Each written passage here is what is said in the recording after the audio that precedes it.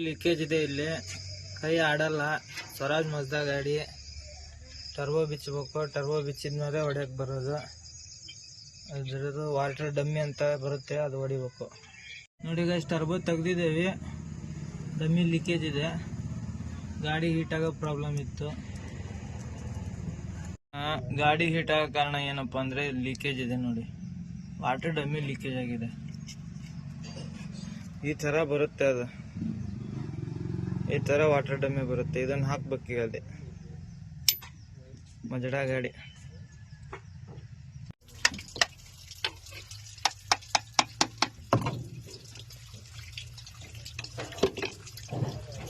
ತೊಳೆದಿವೆ ನೋಡಿ dummy. Same size, ಹೊಸದು ಹಾಕೋಣ.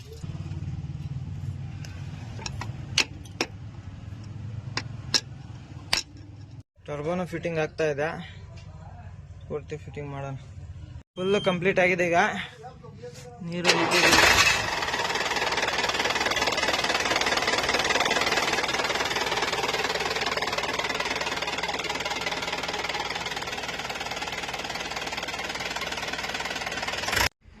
ಗಾಯ್ಸ್, ನಮ್ಮ ಚಾನಲ್ಗೆ ಸಬ್ಸ್ಕ್ರೈಬರ್, ಲೈಕ್ ಮಾಡಿ, ಶೇರ್ ಮಾಡಿ.